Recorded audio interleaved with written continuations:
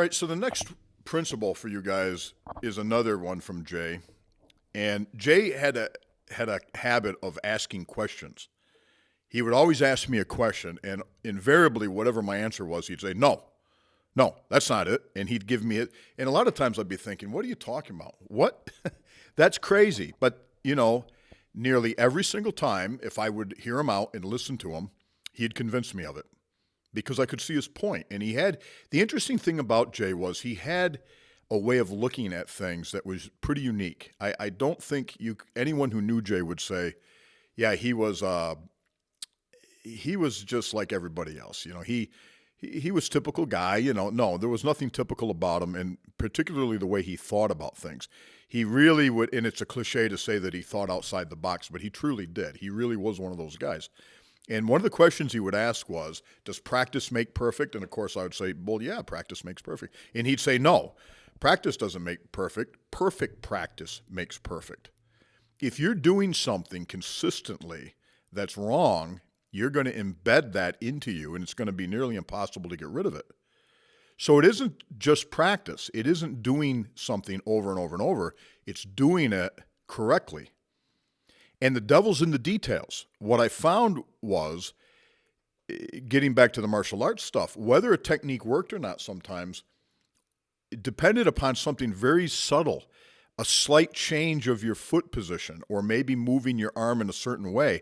Now, the advantage of having someone teach you that is if you're watching it off a video or if you're observing somebody do it, you might think, well, he did the same technique. It's the same thing. It looks like that to the uneducated observer, but in reality, there could be very small, seemingly imperceptible things they're doing that's making it work or not work.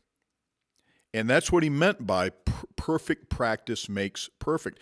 Don't be in a big hurry to do something and then repeatedly do it because you think you're going to learn it and be great at it. It's the devil's in the details. And that was another saying. So does practice make perfect? No. Perfect practice makes perfect. Now, I changed that a little bit. I changed it to, and this isn't something I probably invented, but practice makes permanent. Whatever you do in training, you'll do. You will do it under the real situation. So it's not good enough to do something kind of halfway or half-ass and just think it's good enough because I've done it for so long. No, it has to do with your commitment to understanding the principles, to making sure what you're doing is accurate. That's the key to the whole thing. So does practice make perfect? No. Perfect practice makes perfect, and practice makes permanent. So in your life, remember that.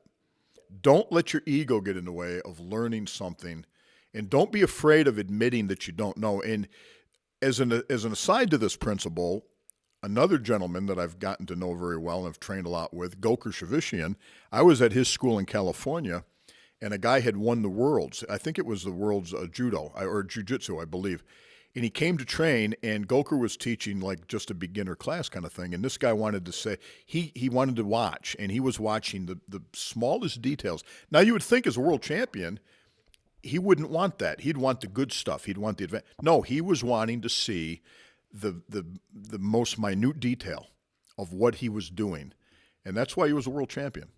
So that's a great principle, and you'll find ways to use that, I'm sure.